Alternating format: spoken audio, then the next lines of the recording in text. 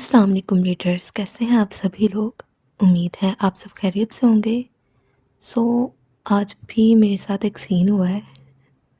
سین یہ ہوا ایپیسوڈ میں لکھ چکی تھی، بٹ نا گھر میں ایکچولی گیسٹ آئے ہوئے ہیں، تو ڈیٹس وائی ریکارڈنگ میں دیر ہو گئی۔ میرے ساتھ پہلے بھی اکثر ایسے ہوتا تھا کہ میں ایپیسوڈ لکھ چکی ہوتی ہوں اور جسٹ بیکاز ریکارڈنگ وہ لیٹ ہو جاتی ہے ایپیسوڈ۔ خیر، اسٹارٹ کرتے ہیں آج کی ایپیسوڈ نمبر 28، فقیر عشق، سیزن 2 فروغ عشق۔ اریان کی نظریں فائل پر جمی تھیں، سرخ کالی آنکھیں رت جگہ کا پتہ دے رہی تھیں، اعصاب تنے ہوئے تھے۔ بریکٹ، ایک خاندانی مرد کے لیے اس کی محبت کی عزت سب سے زیادہ عزیز ہوتی ہے۔ روحان کے کہے گئے الفاظ اس کی سماعتوں سے ٹکرائے۔ اریان نے ایک جھٹکے سے ہاتھ میں پکڑی فائل پوری قوت سے زمین بوس کی۔ سرخ انگارہ آنکھیں خون چھلکانے کو تیار تھیں۔ آخر یہ کیسی بے بسی تھی کہ وہ سب اختیار رکھتا ہوا بھی کچھ کرنے سے قاصر تھا۔ اذان، جس نے آفس کا دروازہ کھولا ہی تھا، اپنے قدموں کے ساتھ ٹکرا کر رکتی فائل کو دیکھ اس نے حیرت سے اریان کی جانب دیکھا، جو اذان کو دیکھ اپنا اشتعال دباتا کھڑا ہوئے بول سائز گلاس ونڈو کی جانب بڑھ گیا۔ اذان نے ایک پل کو اریان کی پشت کو ناسمجھی سے دیکھا، پھر فائل اٹھائے اریان کے آفس میں داخل ہوا۔ اللہ خیر کرے، اتنا غصہ کس کی شامت آئی ہے؟ اذان ہلکے پھلکے انداز میں گویا ہوا، جبکہ اریان نے جواب دینا ضروری نہ سمجھا۔ وہ ہنوز ڈھلتے سورج کو تکنے لگا۔ تجھے پتا ہے جمعے کو انایا کا نکاح ہے، کیا پلان ہے؟ اذان اپنی ہی روح میں بولا، کیونکہ کسی فنکشن کے لیے وہ چاروں ہی ایک ساتھ شاپنگ کرتے تھے۔ اب بھی وہ اریان کے چہرے کے تاثرات دیکھے بغیر بولا، کیا پلان ہونا چاہیے؟ اریان خون چھلکاتی آنکھیں اور ابھری ہوئی نسیں لیے اذان کی جانب چہرہ کیے استفار کرنے لگا۔ اذان کو حیرت کا جھٹکا لگا۔ اریان کی حالت دیکھ اسے کچھ سمجھ آنے لگا تھا۔ جو میں سوچ رہا ہوں، کیا وہ صحیح ہے؟ اذان نے سنجیدگی سے استفار کیا۔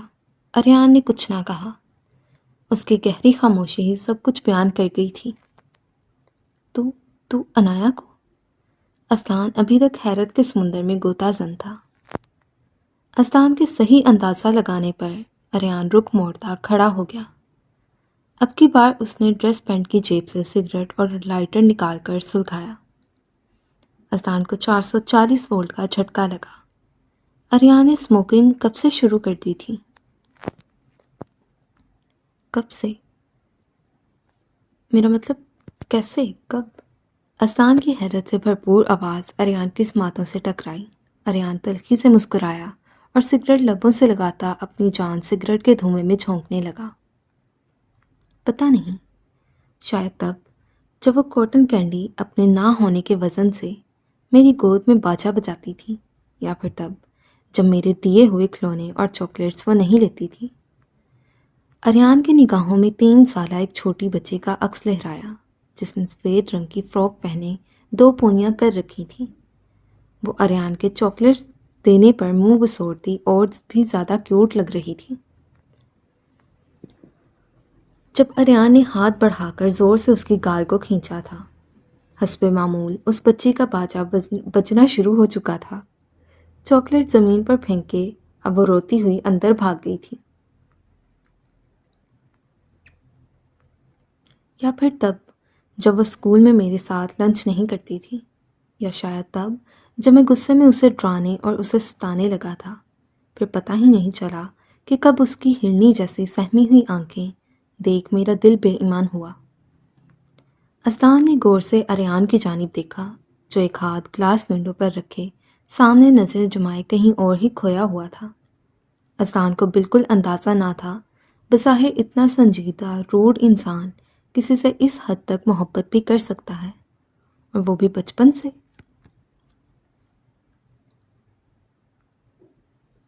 اریان، اذان نے اسے پکارا تو اس دشمن جان کے خیالوں سے وہ باہر آیا۔ اور سوالیہ نظروں سے اذان کی جانب دیکھنے لگا۔ کیا تم نے روحان انکل کو کہا کہ وہ حارث ماموں سے بات کریں؟ اذان نے سوال داغا۔ اریان کا موڈ اور زیادہ بگڑا۔ انکار کر دیا ہے۔ وہ جب سے بولتا ٹیبل کی جانب بڑھا، اگلے ہی لمحے اپنی چیزیں اٹھاتا آفس سے باہر نکلتا چلا گیا۔ اذان اسے آوازیں دیتا رہا، پر وہ کچھ بھی سنے بغیر جا چکا تھا۔ اذان نے پریشانی سے اپنی پیشانی سہلائی۔ وہ اریان ملک کو بہت اچھی طرح جانتا تھا۔ اپنی چیزوں کے لیے، اپنے رشتوں کے لیے وہ کس قدر پوزیسو تھا، اور یہاں پر تو بات اس کے عشق کی تھی۔ اپنا جانے وہ کیا قہر ڈھانے والا تھا۔ انایا نے اپنے گرد لپٹی چادر درست کی اور نظریں جھکائے ہی یونی کے گیٹ سے باہر نکلی۔ یونی کے گیٹ سے تھوڑا سا آگے آتے اس نے ڈرائیور کی تلاش میں نظریں گھمائیں، پر ڈرائیور کی جگہ اریان ملک کو گاڑی کے ساتھ ٹیک لگائے کھڑا پا کر اس کے وجود میں سنسنی سی دوڑ گئی۔ گرے رنگ کا پینٹ کوٹ پہنے، آنکھوں پر سن گلاسز لگائے، وہ موبائل کان کے ساتھ لگائے کھڑا تھا۔ سپیس شرٹ کے اوپری 2 سے 3 بٹن کھلے تھے۔ نہ جانے کتنی ہی لڑکیوں کی حسرت بھری نظریں اس مغرور مگر سرپھرے شہزادے پر جمی ہوئی تھیں۔ انایا منٹ کی دیر کیے بنا مڑی۔ اریان نے بات کرتے ہی نظریں سامنے جمائیں، جہاں وہ بڑی تیزی سے یونی کے مین گیٹ کی جانب بڑھ رہی تھی۔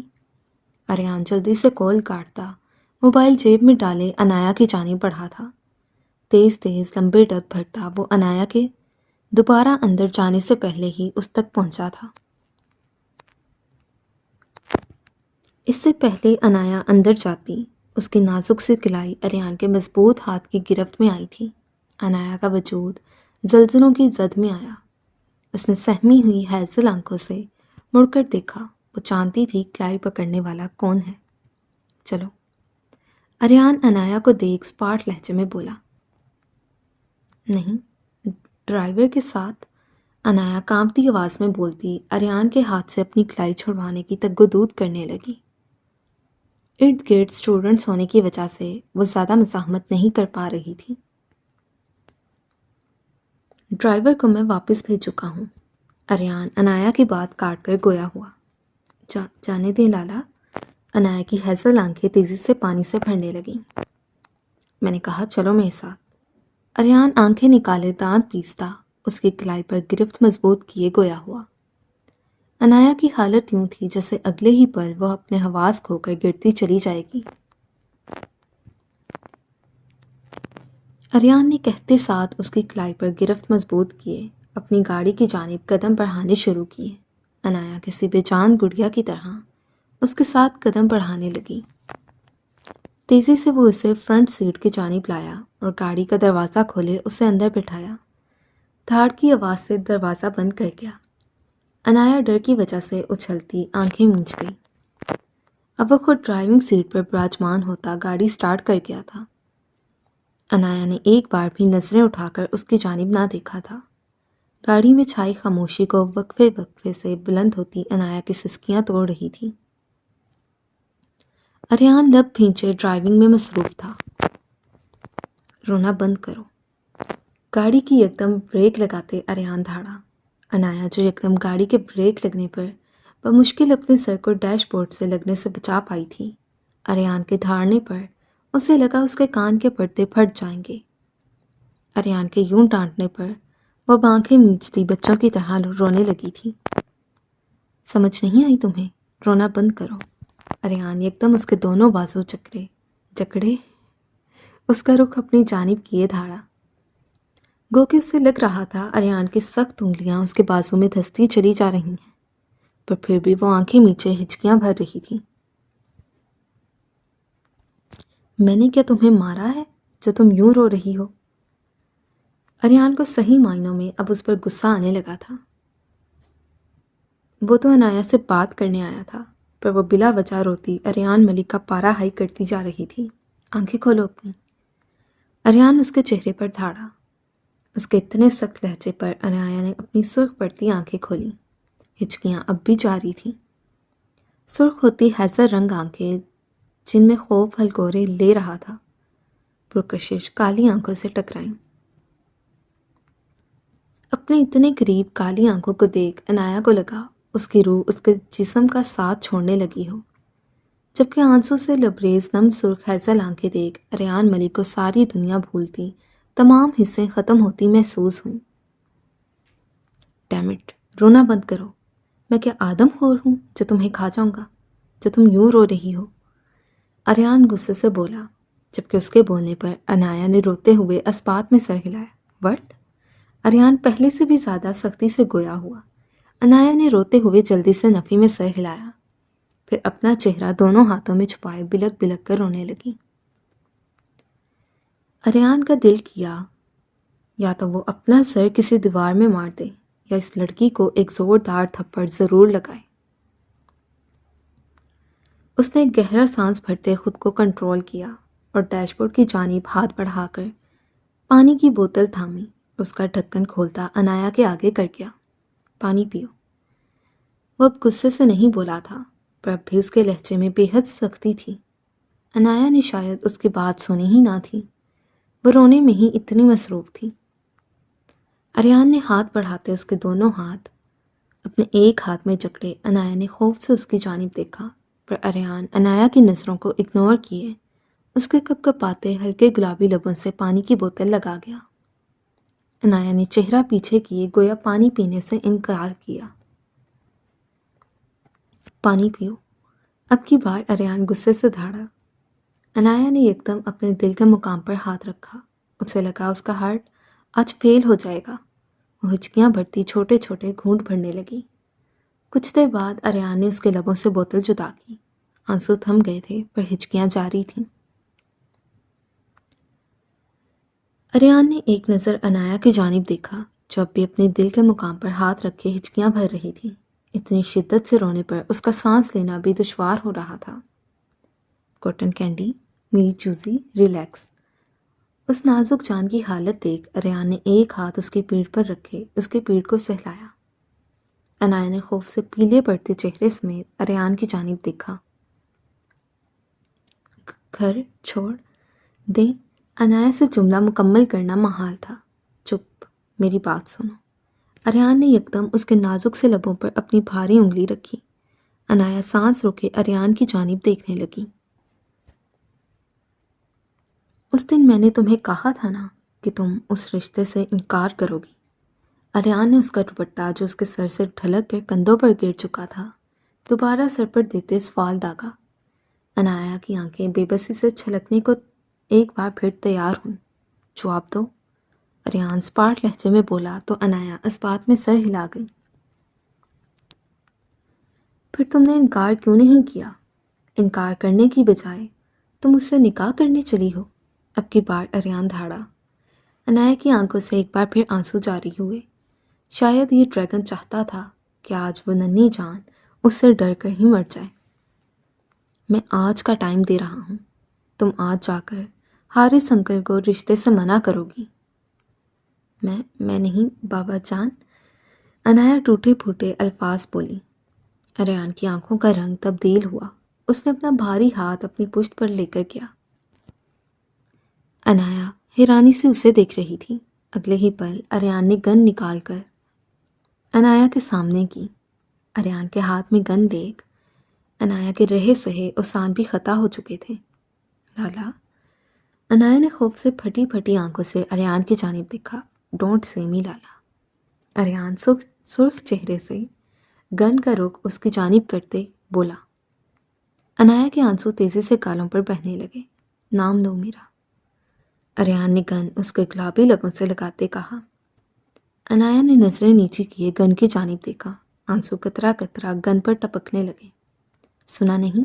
نام لو میرا۔ اریان گن سے اس کے لب سہلاتے استفار کرنے لگا۔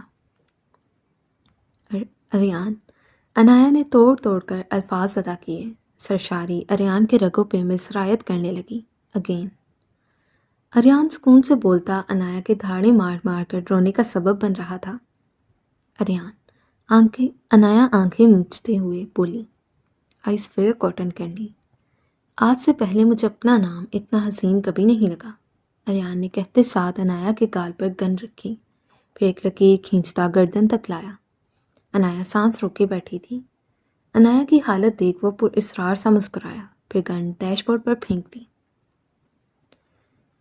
دیکھو میری ڈرپوک چوزی، اگر تم نہیں چاہتی کہ میرے ہاتھ ولی خان کے خون سے رنگین ہوں تو آج جا کر حارث انکل کو انکار کر دو، ورنہ اگر تم نے انکار نہ کیا تو ولی خان کو میرے عتاب سے کوئی بچا نہیں پائے گا،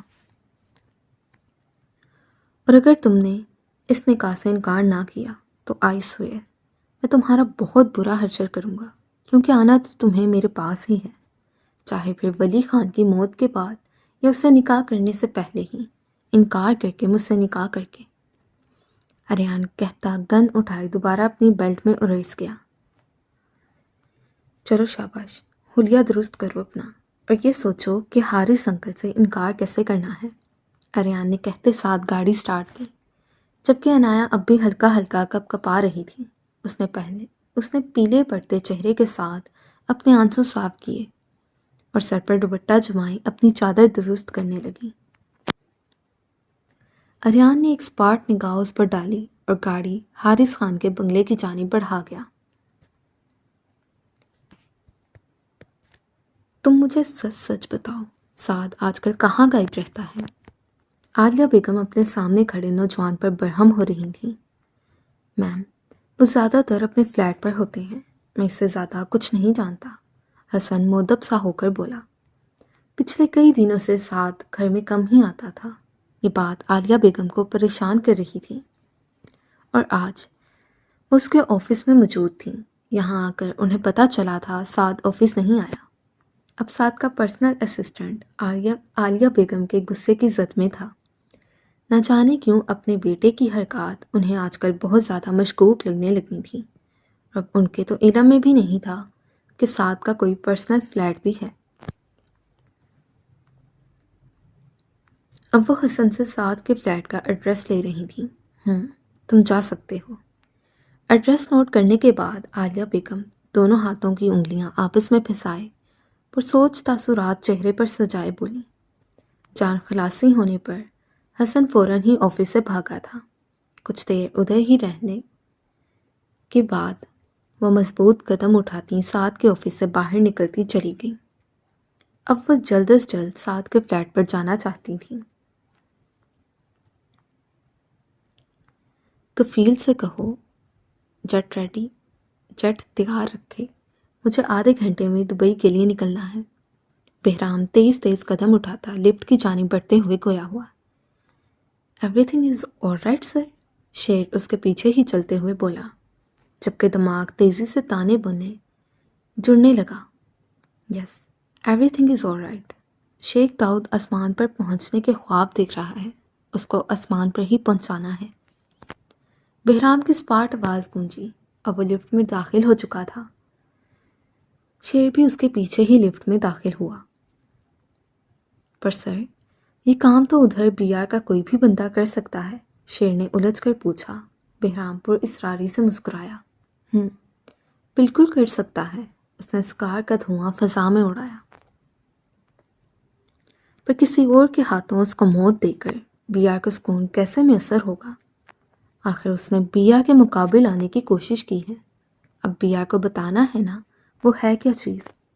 بہرام کا لہجہ سپاٹ تھا اور اس کا انداز اس قدر پر اصرار اور وحشت سے بھرپور تھا کہ اگر وہاں شیر کی جگہ کوئی اور شخص ہوتا تو ضرور اس بندے سے خوف کھانے لگتا۔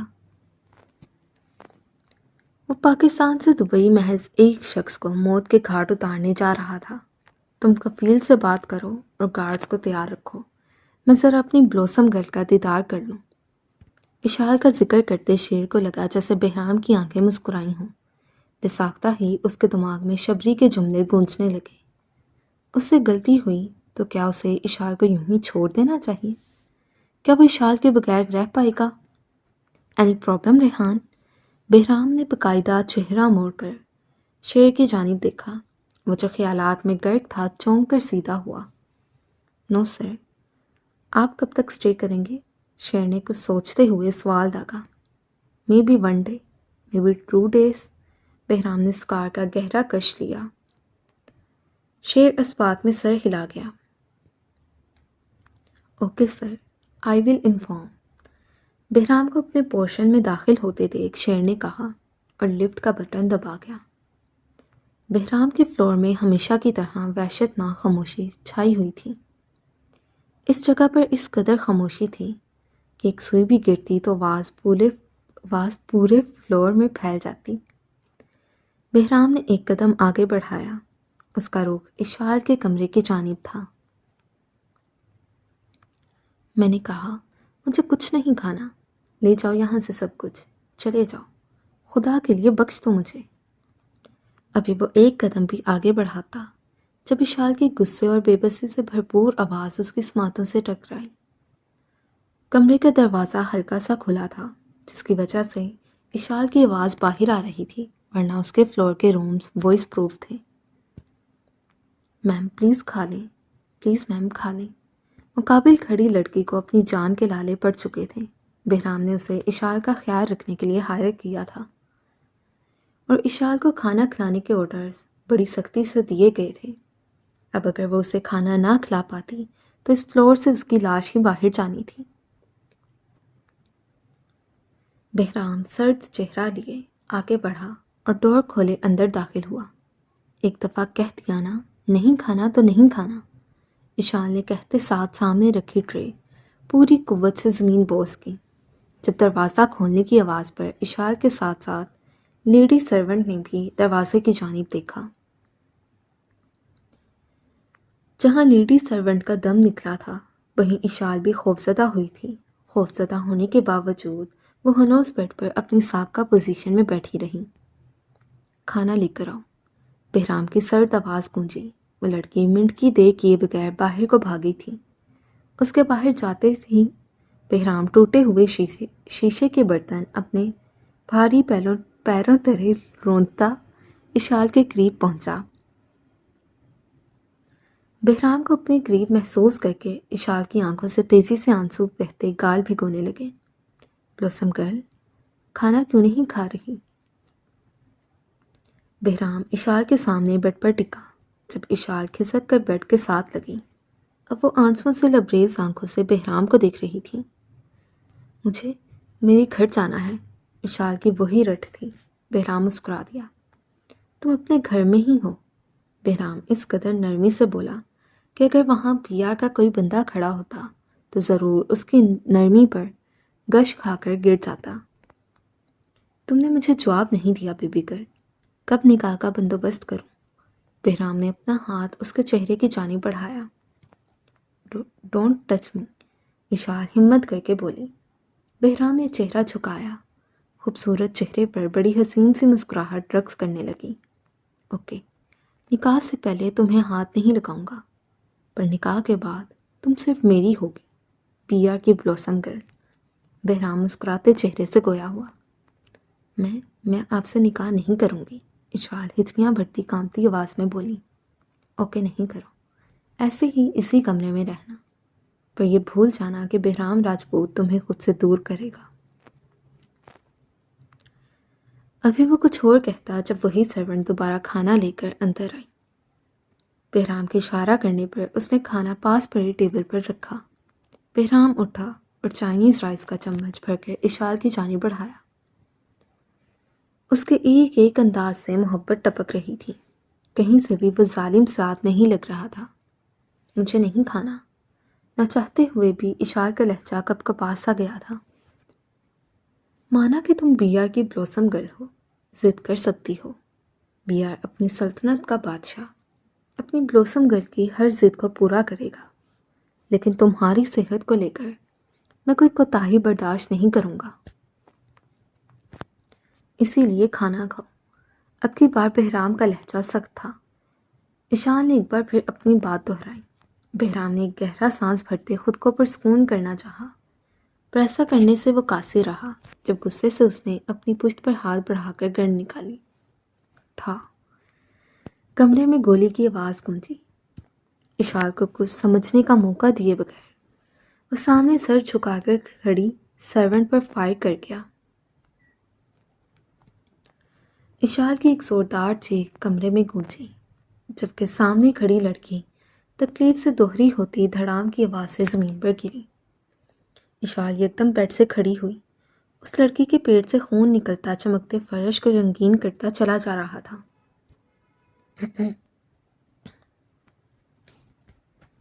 اشال دونوں ہاتھ اپنے منہ پر رکھے کانپتے ہوئے کبھی سامنے تو کبھی بہرام کو دیکھ رہی تھی۔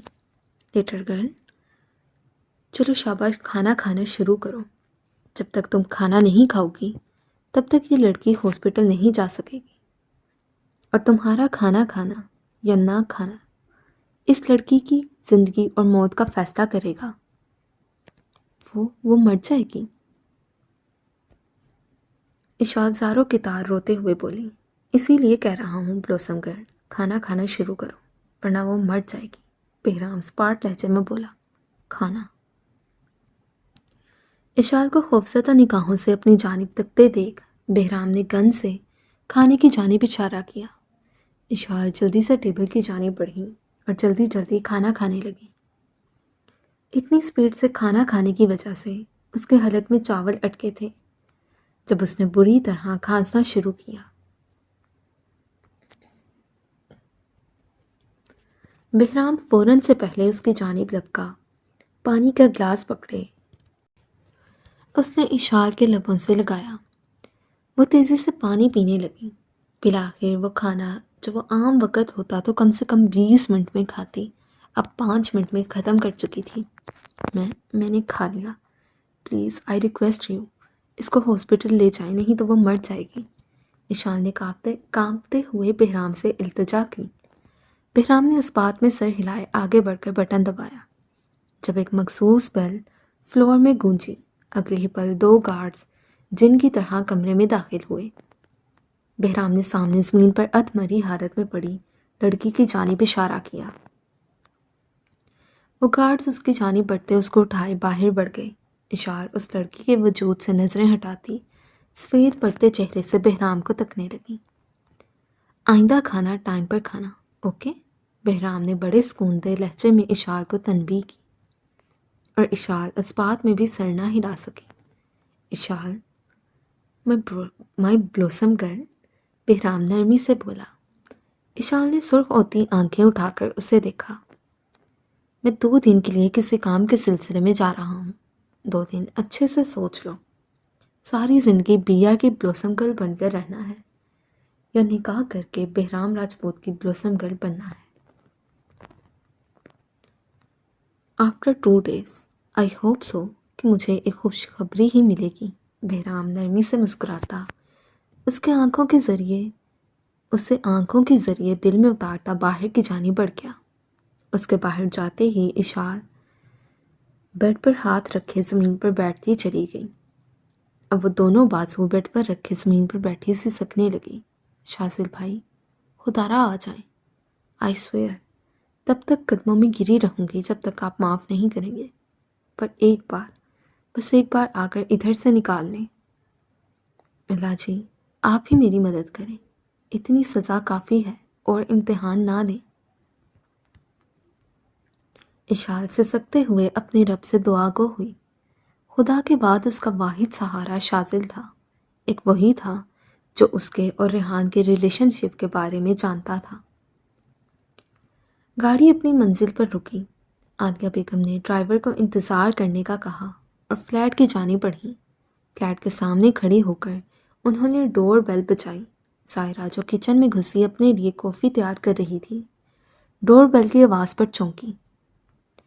جہاں تک اسے یاد تھا، ساتھ کے پاس تو چابی تھی، وہ تو خود ہی دروازہ کھولے آ جایا کرتا تھا، پر آج ڈور بیل بجی تھی۔ وہ اپنی حیرت پر قابو پاتے فلیٹ کے ڈور کی جانب بڑھی۔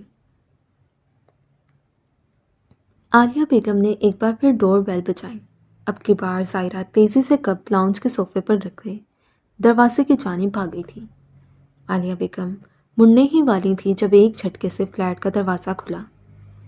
دروازے پر موجود ایک انجان خاتون کو دیکھ زائرہ حیران ہوئی تھی، اور ساتھ کے فلیٹ میں موجود ایک لڑکی کو دیکھ عالیہ بیگم کو 440 وولٹ کا جھٹکا لگا تھا۔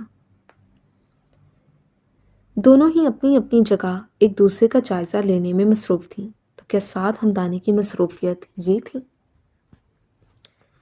ظاہرہ نے سامنے کھڑی خاتون کو دیکھا جو سر پر دوپٹہ جمائے، ایک کندھے پر گرم شال ڈالے، مناسب میک اپ کے ساتھ بہت ہی سوبر خاتون لگ رہی تھی، اور عالیہ بیگم سامنے کھڑی لڑکی کا جائزہ لے رہی تھی جو جینز کے اوپر شرٹ پہنے کوئی نازک سی گلابی گڑیا ہی معلوم ہو رہی تھی۔ لڑکی، کون ہو تم؟ اور سعد کے فلیٹ پر کیا کر رہی ہو؟ عالیہ بیگم اپنی روبدار آواز میں بولی۔ میں؟ عالیہ بیگم کی پرسنالٹی ہی اتنی روبدار تھی کہ ظاہرہ ایک پل کو تو گڑبڑا کر ہی رہ گئی۔ ایک منٹ، آپ کون؟ کس سے ملنا ہے آپ کو؟ اگلے ہی پر وہ اپنے حواس بحال کرتے ہوئے گویا ہوئی۔ اس کی بات سن کر عالیہ بیگم نے ظاہرہ کو سخت نگاہوں سے دیکھا۔ میں نے اگر ڈور کھول دیا ہے تو مجھ پر روب مت ڈالیں، جلدی بتائیں کیا کام ہے، ورنہ اگر میرے کھڑوس شوہر آ گئے تو میری واٹ لگے گی، کیونکہ میں نے پوچھے بغیر ڈور اوپن کیا ہے، ظاہرہ روانی سے بولی۔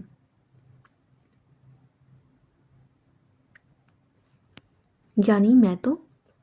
ظاہرہ نے اب ایک ہاتھ سے اپنی گردن کٹنے کا اشارہ کیا، جبکہ عالیہ بیگم حیرت سے اس پٹاخے کو دیکھنے لگی۔ دماغ تو ظاہرہ کے شوہر والے لفظ میں ہی اٹک گیا تھا۔ کیا سعد نکاح کر چکا تھا؟ پر کب؟ کیسے؟ ان کے علم میں لائے بغیر؟ اور نکاح بھی وہ اس چھوٹی سی لڑکی سے کر چکا تھا؟ ہزاروں سوال ان کے دماغ میں گردش کرنے لگے۔ میرے بیٹے کے فلیٹ میں کھڑے ہو کر تم مجھ سے ہی یہ پوچھ رہی ہو کہ میں کون ہوں؟ عالیہ بیگم سختی سے بولتی ظاہرہ کی آنکھیں ابلنے کا سبب بنی۔ کیا؟ ظاہرہ حیرت سے چیخی۔ آپ سر سعد کی مدر ہیں، یعنی میری ساسو ماں؟ ظاہرہ نے تصدیق چاہی، جہاں پہلے عالیہ بیگم نے سعد کی مدر کہنے پر اسوات میں سر ہلایا تھا، وہیں ساسو ماں کہنے پر کڑوا سا منہ بناتی اندر کی جانب بڑھ گئی تھی۔ پر مجھے تو سر نے کبھی نہیں بتایا کہ میری ایک عدد ساسو ماں بھی ہیں۔ ان کو اندر آتے دیکھ ظاہرہ دروازہ بند کرتی بنا ڈرے اپنے انداز میں گویا ہوئی۔ آپ کو پتا ہے، میں نے آپ کو بہت شکایات لگانی ہیں۔ سب سے پہلے تو یہ، آپ کا بیٹا بہت ہی کھڑوس اور ان رومانٹک قسم کا انسان ہے۔ آپ کو پتا ہے، وہ جلاد مجھے ساری رات بالکنی میں بند کر کے چلے گئے، میں صبح سے بھوکی رہی۔ ظاہرہ اپنے ہی روم میں بولتی عالیہ بیگم کو جھٹکے پر جھٹکا دے رہی تھی۔ اوف، میں بھی کتنی بڑی پاگل ہوں، آپ سے پوچھا ہی نہیں آپ کیا کھائیں گی۔ میں نے بھی ابھی تک ناشتہ نہیں کیا، انفیکٹ میں اپنے لیے کافی ہی بنا رہی تھی۔ آنٹی اب 2 منٹ رکیں، میں ابھی آتی ہوں۔ پھر سعد ہمدانی اور کھڑوس ہمدانی کی آپ کو بہت زیادہ شکایات لگانی ہیں، ظاہرہ کہتے ساتھ ٹیبل سے کپ پکڑے کچن کی جانب بھاگی تھی، جبکہ اس کی باتوں پر عالیہ بیگم سعد کو کال ملانے لگی تھیں، جس کا نمبر فی الحال بند جا رہا تھا۔ پھر ٹھیک 5 منٹ بعد وہ ظاہرہ 2 کپ کافی کے ٹرے میں رکھے اندر داخل ہوئی۔ عالیہ بیگم کو دیکھ وہ مسکرائی، جو کھڑی ہوتی فلیٹ کا جائزہ لے رہی تھی۔ آنٹی کافی ریڈی ہے۔ ظاہرہ کی آواز پر وہ پیچھے مڑی اور صوفے پر آ کر بیٹھی۔ ان کے بیٹھنے پر بھی ظاہرہ کھڑی رہی۔ کیا میں بھی یہاں بیٹھ جاؤں؟ ٹی وی لاؤنج میں ایک ہی صوفہ موجود تھا۔ ظاہرہ نے اجازت طلب کی۔ وہ اس قدر عقیدت سے بولی تھی کہ عالیہ بیگم نہ چاہتے ہوئے بھی اس بات میں سر ہلا گئی۔ آنٹی سر سعد نے مجھے کڈنیپ کروایا، اور آپ کو پتا ہے میں نے کڈنیپرز کا اتنا دماغ خراب کیا ہے کہ آئی ایم شور وہ اب کبھی بھی کسی کو کڈنیپ نہیں کریں گے۔ اور آپ کے صاحبزادے اوپر سے بہت غصے والے ہٹلر بننے کی کوشش کرتے ہیں۔ بٹ آپ کو ایک سیکرٹ بتاؤں؟ ظاہرہ پر اسراری سے بولی۔ مجھے پتا ہے، وہ بھی مجھے چاہتے ہیں، ظاہرہ کہتے ساتھ مسکرا کر کافی کا مگ لبوں سے لگا گئی۔ عالیہ بیگم نے بغور اس لڑکی کا چہرہ دیکھا جہاں کوئی بھی بناوٹ نہ تھی۔ وہ خلوص سے بول رہی تھی یا یہ لڑکی تھی ہی اتنی لاؤبالی سی؟ عالیہ بیگم بغور اس کا جائزہ لے رہی تھی۔ کمسن سراپا نوخیز حسن، وہ ہر لحاظ سے سعد کے لیے پرفیکٹ تھی، پر آنکھوں میں شرارتی چمک اور اس کی نان سٹاپ چلتی زبان سعد نے اس سے نکاح آخر کر کیسے لیا تھا؟ وہ تو فی الحال یہ گٹھی سلجھانے کی تگدود میں تھی۔ Aunty, can I ask you something? Zahira کا لہجہ یکدم ہی سنجیدہ ہوا۔ عالیہ بیگم جو سنجیدگی سے اس کی باتیں سن رہی تھیں، اس بات میں سر ہلائے بولی، کیا آپ اب مجھے قبول نہیں کریں گی؟ ظاہرہ نے سوال داغا۔ اس کی بات کا فی الحال عالیہ بیگم کے پاس کوئی جواب نہیں تھا۔ آنٹی، آپ بے شک سر سعد کی اپنی مرضی سے دوسری شادی کروا دیجیے گا، پر پلیز مجھے ان سے دور نہ کیجیے گا۔ میں ان کے بغیر نہیں رہ سکتی آنٹی۔ مجھے تو نیند بھی اب ان کے بغیر نہیں آتی، اور جب تک میں انہیں تنگ نہ کروں میرا تو کھانا بھی ہضم نہیں ہوتا۔ جب تک وہ مجھے ڈانٹے نہ مجھے لگتا ہے میرا دن ہی نہیں گزرا۔ ظاہرہ عالیہ بیگم کے دونوں ہاتھ پکڑتی التجائیہ لہجے میں بولی۔ ظاہرہ کی باتوں پر عالیہ بیگم اسے دیکھ کر رہ گئی۔ تو یہ لڑکی ناٹک کر رہی تھی یا وہ واقعی ہی اتنی معصوم تھی؟ پر یہ معصوم لڑکی کس قدر معصوم تھی اس کا اندازہ بس سعد ہمدانی کو ہی تھا۔ عالیہ بیگم نے ایک نظر اس کی جانب دیکھا، پھر اس کے ہاتھوں سے اپنے ہاتھ چھڑوا لیے۔ ظاہرہ کی کان سی کالی آنکھوں میں پانی جمع ہونے لگا۔ منٹ لگا تھا عالیہ بیگم کو سمجھنے میں کہ وہ لڑکی سچ کہہ رہی ہے۔ اس کی آنکھوں کی سچائی عالیہ بیگم سے مخفی نہ رہ سکی تھی۔ آخر عمر گزاری تھی انہوں نے، یوں ہی تو بال سفید نہ کیے تھے۔ عالیہ بیگم نے ہاتھ اس کے کندھے پر رکھ کر اسے اپنے ساتھ لگایا۔ دل ہی دل میں وہ کتنی خوش تھیں، وہ بیان کرنے سے قاصر تھیں۔ آخر ان کے بیٹے کی زندگی میں کوئی ایسی لڑکی شامل ہو چکی تھی جو اسے دنیا کے رنگوں سے متعارف کروانے کا ہنر رکھتی تھی، جو اسے اپنی باتوں سے ہنسانے کی طاقت رکھتی تھی۔ اب تک وہ ظاہرہ کی ذات کو اتنا ہی جج کر پائی تھی، پر وہ ایک اچھے اخلاق کی لڑکی تھی۔ سعد اگر اسے پسند کرتا تھا تو عالیہ بیگم کو بھلا کیا اعتراض ہو سکتا تھا؟ پر عالیہ بیگم ان کو شامل کیے بغیر نکاح پر ناراض تھیں۔ ظاہرہ جسے لگا تھا عالیہ بیگم نے اس کی فریاد رد کر دی ہے۔ عالیہ بیگم کے خود سے لگانے پر اسے لگا اسے ساری دنیا کی دولت مل گئی ہے۔ دو آنسو ٹوٹتے عالیہ بیگم کی شال میں جذب ہوئے۔ سعد ہمدانی سے دوری کا خیال ہی کتنا سوانح روح تھا۔ نام کیا ہے میری بہو کا؟ عالیہ بیگم ظاہرہ کو خود سے دور کیے نرمی سے اس کے گال پر ہاتھ رکھے استفار کرنے لگی۔ ظاہرہ سعد ہمدانی۔ ظاہرہ خوشی سے بولی، ماشاءاللہ، یہ میری بہو کی منہ دکھائی۔ عالیہ بیگم نے اپنی کلائی سے بھاری کنگن اتارتے ظاہرہ کی نازک کلائیوں میں ڈالے۔ Thank you aunty. ظاہرہ خوشی سے گویا ہوئی۔ عالیہ بیگم مسکرا دیں۔ اب وہ ظاہرہ سے دوسری چیزیں اور سعد کے بارے میں استفار کرنے لگیں۔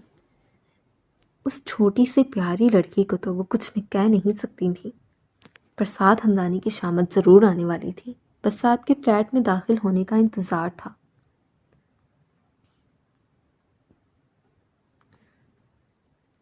خانم، تم یہ پہنو نا، ہم نے تمہارے لیے اپنے ہاتھوں سے بنایا ہے۔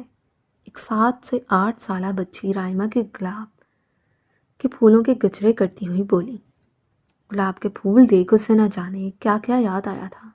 دس is for you my beautiful girl. بہت دور سے اسے حازم کی آواز سنائی دی تھی۔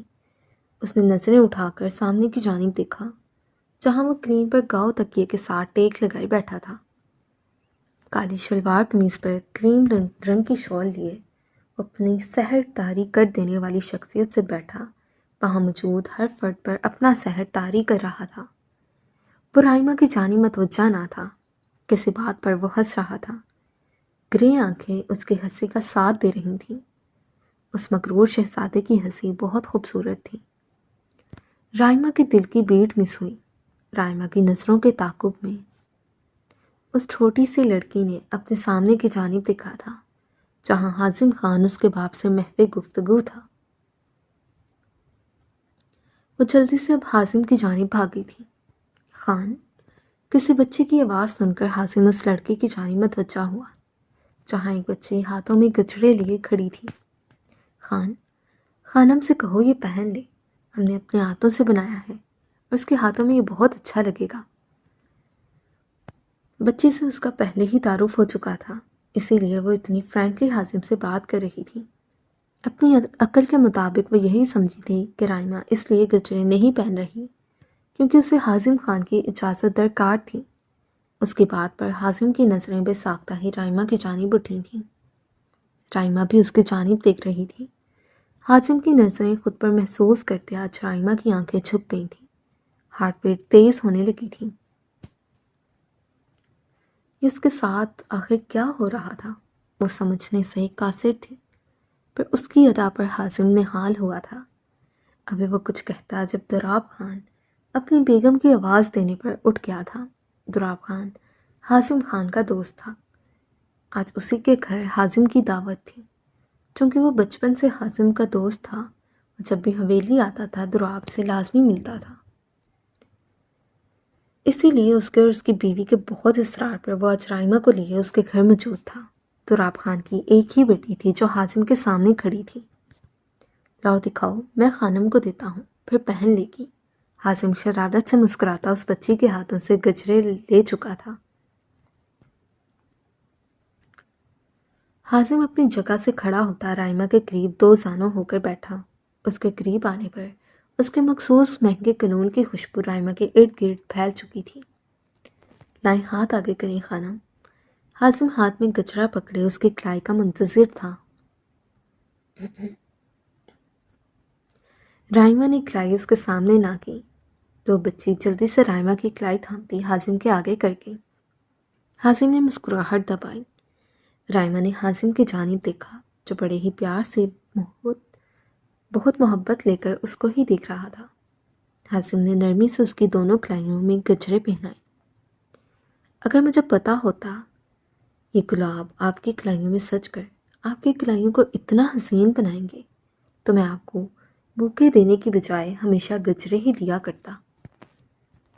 بہت پیاری لگ رہی ہیں آپ۔ دل کسی گستاخی پر امادہ کر رہا ہے، پر افسوس فی الحال ہم روم میں نہیں۔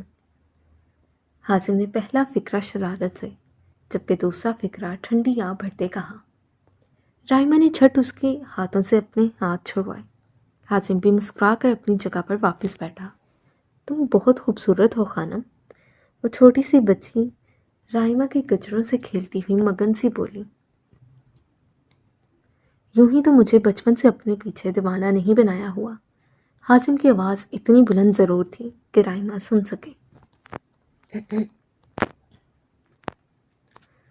وہ رائمہ کو دیکھتے ہوئے بولا جو آج خود کالے رنگ کے سوٹ میں تھی۔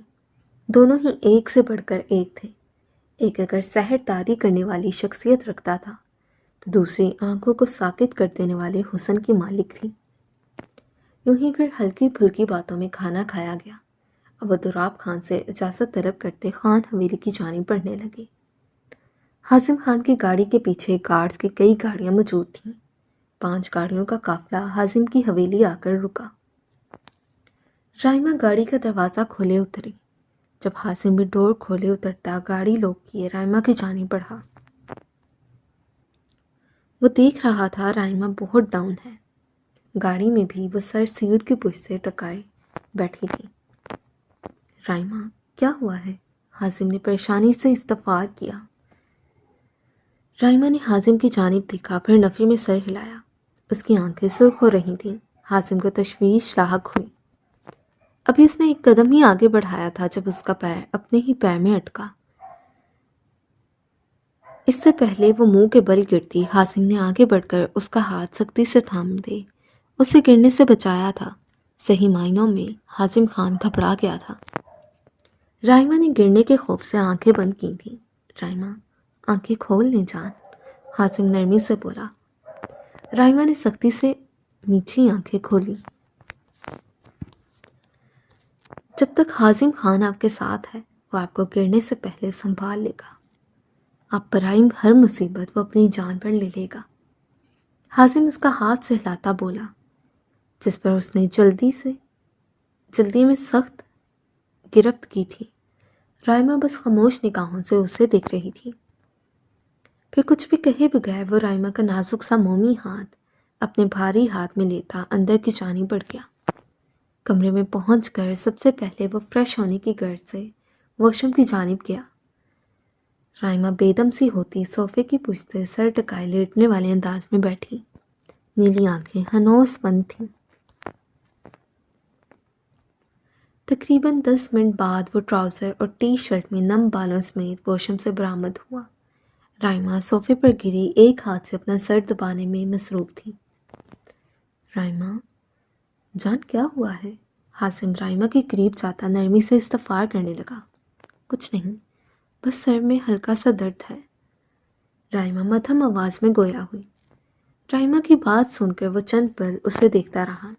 رائما اٹھے، بیڈ پر بیٹھے جا کر۔ حازم اس کو بازو سے پکڑتا جلدی سے بیڈ پر بٹھا گیا۔ رائما بچکا کر اسے دیکھنے لگی، جو ڈریسنگ ٹیبل سے آئل کی بوتل پکڑے رائما کی جانب بڑھتا اس کا چہرہ دوسری طرف کر چکا تھا۔ ایک تو آج کل کی لڑکیوں کو فیشن کی پڑی ہوتی ہے۔ کتنے دن ہوئے ہیں بالوں میں آئلنگ کیے؟ حازم آنکھیں نکالے بولتا رائما کا دوپٹہ اتارے اس کے بال کھول گیا۔ رائما ہمنک بنی، سمجھنے کی کوشش کرنے لگی آخر یہ کر کیا رہا ہے۔ دیکھیں کتنے ڈرائی ہو رہے ہیں آپ کے بال، مانا مجھ سے شدید نفرت کرتی ہیں، پر اپنا تو خیال رکھیں۔ وہ رائما کو ڈپٹ رہا تھا اور رائما خاموشی سے سن رہی تھی۔ حازم اس کے سر میں آئل لگائے اپنی انگلیوں سے نرمی سے مساج کرنے لگا۔ رائما جان، زیادہ پین ہو رہا ہے کیا؟ پین کلر دوں؟ حازم نے رائما کا چہرہ اپنی جانب کرتے بڑے پیار سے استفسار کیا۔ نہیں، مساج سے سکون مل رہا ہے۔ رائما جو آنکھیں بند کیے بیٹھی تھی، حازم کے بولنے پر اپنا چہرہ اس کی جانب کیے روانی سے بولتی چلی گئی۔ بس چھوڑ دو۔ اب اسے اپنی بات کا احساس ہوا تو اس نے حازم سے دور ہونا چاہا، پر حازم اب بیڈ پر لیٹا جلدی سے اس کا سر اپنی گود میں رکھ گیا۔ رائما ہل کر رہ گئی۔ رائما جان آنکھیں بند کرے۔ رائما جو اٹھنے کی کوشش کر رہی تھی، حازم کی بات پر اسے دیکھنے لگی۔ حازم بے اختیار جھکا تھا اور اپنی لب باری باری اس کی دونوں آنکھوں پر رکھ گیا۔ اب کافی دنوں بعد گھر سے باہر نکلی ہیں، اس لیے تھک گئی ہیں۔ میٹول اب آنکھیں بند کر کے سونے کی کوشش کریں، میں مساج کرتا ہوں۔ حازم اس کی پیشانی پر لب رکھے گویا ہوا۔ رائما بھی بنا مزاحمت کے لیٹی رہی۔ تکلیف سے وہ مزاحمت کرنے سے قاصر تھی۔ حازم نرمی سے اس کے بالوں میں انگلیاں پھیرنے لگا۔ رفتہ رفتہ اس کی سرخ نیلی آنکھیں بند ہونے لگیں۔ بالآخر جس سے نفرت کی وہ دعوے دار تھی، اسی کی پناہوں میں وہ سکون پاتے سو چکی تھی۔ اس کے سونے کے بعد بھی نہ جانے کتنی ہی دیر حازم اس کے لمبے سنہری بالوں میں انگلیاں چلاتا رہا۔ اس کے آرام کے خیال سے حازم اس کا سر تکیے پر رکھے چوڑیاں اور چند ایک نام کی جویلری جو وہ پہن کر گئی تھی اسے اتارے سائڈ ٹیبل پر رکھ گیا۔ اب رائما کے اوپر کمفرٹر درست کیے، خود بیڈ کے ساتھ ٹیک لگائے ہلکا سا اس پر جھکتا، رائما کے چہرے کو اپنی نظروں کے حصار میں لیتا ایک بار پھر اس کے سر میں انگلیاں چلانے لگا۔ سو ریڈرز، یہ تھی آج کی episode. Hope so you like it. اگر آپ کو پسند آئی ہے تو لائک کریں، کمنٹ کریں اور چینل کو سبسکرائب کرنا مت بھولا کریں۔ سو جب تک کے لیے نیکسٹ ایپیسوڈ نہیں آتی، تب تک کے لیے اللہ حافظ۔ رائٹر کو اپنی دعاؤں میں یاد رکھیے گا۔